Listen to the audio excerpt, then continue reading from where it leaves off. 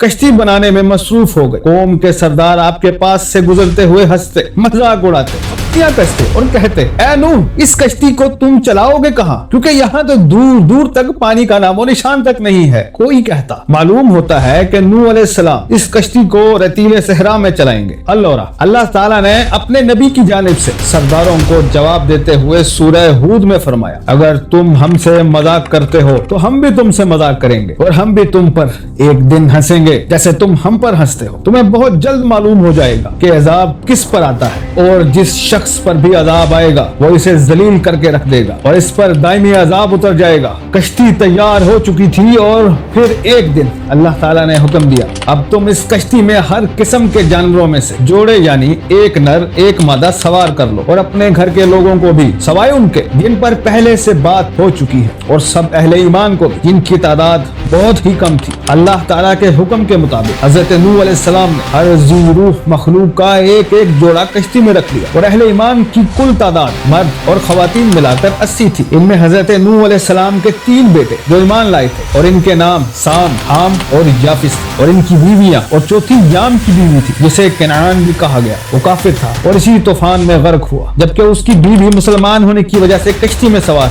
हजरत नूह अलैहिस्सलाम ने सबको कश्ती में सवार करवा इसके दरवाजे सख्ती के साथ बंद कर दिए और खुद इबादत इलाही में मसरूफ हो गए। कुरान मजीद में अल्लाह ताला ने फरमाया, ऐ नूह, जब तुम और तुम्हारे साथी कश्ती में सवार हो जाए तो कहो, सब तारीफें अल्लाह ही के लिए है जिसने हमें जालिम लोगों से निजात अता फरमाई, और कहो, ऐ मेरे रब, मुझे बाबरकत उतारना और तू ही बेहतर उतारने वाला है। अभी कश्ती में सवार हुए कुछ ही देर हुई कि तूफान के आसार जाहिर होने लगे और देखते ही देख जमीन के हर गोशे से पानी उबलने लगा। आसमान से होने वाली कयामत खेज बारिश हर शय को बहा कर ले जाने के दर पे गोया कयामत का मंजर था। ऊंचे से ऊंचा पहाड़ भी पानी में डूबते चले जा रहे थे, लेकिन हजरत नूह अलैहिस्सलाम की कश्ती इन्हें और उनके साथियों को अपने दामन में समेटे अल्लाह के हुक्म से इनकी हिफाजत में खतरनाक और बिखरी मौजों के दरमियान दबाती, वरना इतने तूफानी पानी में लकड़ी की कश्ती की हैसियत ही क्या है। हजरत नूह अलैहिस्सलाम तीसरी मंजिल की एक ऊंची खिड़की से बाहर का मंजर देख रहे थे। उन्होंने अपने बेटे कनान को देखा जो एक ऊंचे मुकाम पर मौजूद था। हजरत नूह अलैहिस्सलाम ने अपने बेटे को मुखातिब किया और कहा, ऐ मेरे बेटे,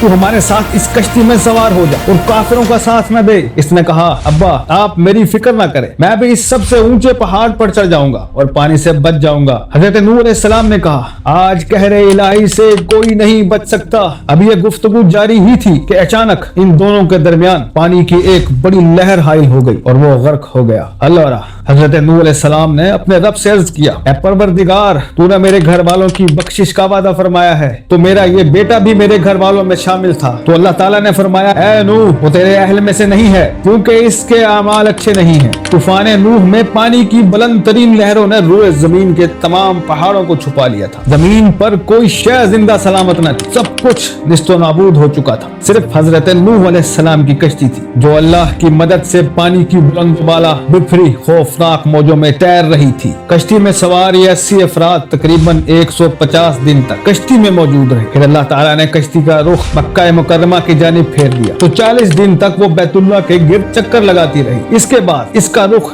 जबल जोदी की तरफ फेर दिया गया, जहाँ पहुंचकर वो ठहर गई। जब अल्लाह ताला ने तूफान नूह रोकने का इरादा फरमाया तो जमीन पर जबरदस्त हवाएं चलाई जिससे पानी रुक गया, चश्मे उबलने बंद हो गए और पानी कम होना शुरू हो गया, हत्ता कि जमीन खुश्क हो गई। तो रैत की रिवायात के मुताबिक कश्ती जबल जोदी पर रजब की 10वीं तारीख को ठहरी और 10वें महीने यानी शवाल की पहली तारीख को पहाड़ों की चोटियां नमूदार होना शुरू हो गई। फिर मजीद 40 रोज गुजरे। हजरत नूह अलैहिस्सलाम ने कश्ती की खिड़की खोली और एक कव्वे को ये जांचने के लिए भेजा कि जाकर देखो और बताओ कि तूफान ने जमीन पर कैसी तबाही मचाई है, लेकिन कव्वा वापस न आया क्योंकि वो मुर्दारों का गोश्त खाने में मसरूफ हो गए। फिर हजरत नूह अलैहिस्सलाम ने कबूतर को भेजा तो वो कुछ देर बाद वापस पलट आया। इसके पांव वगैरह पर कोई ऐसी अलामत नजर नहीं आई जिससे जमीन पर पानी की मौजूदगी का इल्म होता। नूह अलैहिस्सलाम ने खिड़की से बाहर हाथ निकाल कर कबूतर को पकड़ा और अंदर दाखिल कर दिया। फिर 7 दिन गुजर जाने के बाद ये मालूम करने के लिए कि जमीन की क्या हालत है آپ نے کبوتر کو دوبارہ بھیجا. کبوتر جب واپس آیا تو اس کے منہ میں زیتون کا پتا تھا. حضرت نوح علیہ السلام کو معلوم ہو گیا کہ پانی سطح زمین سے کم ہو گیا. پھر 7 دن گزرنے کے بعد کبوتر کو بھیجا, لیکن اس مرتبہ کبوتر واپس نہیں آیا. اس سے حضرت نوح علیہ السلام نے اندازہ لگا لیا کہ سطح زمین ظاہر ہو چکی ہے. یقیناً کبوتر نے بھی کہیں ٹھکانہ تلاش کر لیا ہوگا. طوفان کی ابتدا اور کبوتر کو بھیجنے کے درمیان 1 سال مکمل ہو گیا اور دوسرے سال کا پہلا دن بھی گزر گیا تو سطح زمین کا ظہور شروع ہو گیا, جنگل بھی ظاہر ہو گیا. تب حضرت نوح علیہ السلام نے کشتی کا ڈھکن کھول دیا. حضرت نوح علیہ السلام جودی پہاڑ سے نیچے اترے اور ایک بستی تعمیر کی جس کا نام تمانین رکھا, یعنی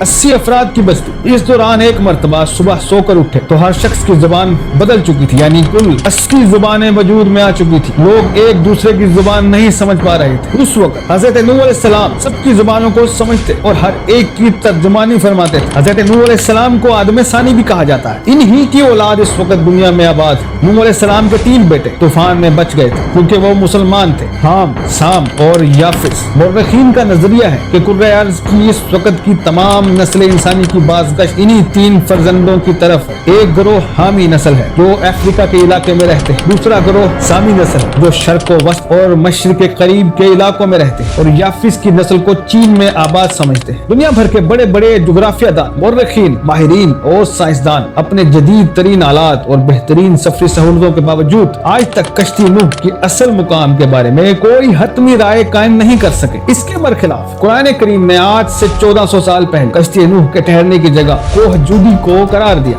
یہ پہاڑ وادی دجلہ اور فرات کے قریب واقع ہے. طوفان نوح کا قصہ توریت, انجیل اور قرآن میں موجود ہے. اللہ, یہود و نصارہ اور اہل مغرب بھی کشتی کی تلاش میں سرگرداں ہیں. بائبل میں کشتی کا نام آرک بتایا گیا ہے. یورپ کے ماہرین کے ایک گروہ نے کشتی کی تلاش میں اپنی تحقیق کا آغاز کیا اور بقول ان کے انہیں ترکی میں واقع ارارات نامی پہاڑ کی چوٹی پر کشتی کی موجودگی کے شواہد ملے. ایک مشہور جریدے کرسچن سائنس مانیٹر کے ماہرین کا کہنا ہے کہ ترکی کے مشرقی علاقے میں واقع کوہ ارارات کی 14,000 فٹ بلندی پر کشتی نوح کے آثار پائے جاتے ہیں, جبکہ ترکی اور چین کے سائنسدانوں نے سن 2010 میں اپنی تحقیق کی روشنی میں ترکی کے صوبے ایگری میں واقع ارارات پہاڑ پر کشتی کی موجودگی کا اعلان کیا. بہرحال امت مسلمہ کے لیے حرف آخر قرآن کریم کا حکم ہے. کشتی نوح کوہ جودی پر ہے. اب خواہ کوہ جودی وادی دجلہ اور دریائے فرات کے قریب کوہ کردا کا نام یا ترکی میں موجود کوہ ارارات کا. یقیناً یہ ویڈیو آپ کو پسند آئی ہوگی. مزید ایسی ویڈیوز دیکھنے کے لیے دیکھتے رہیے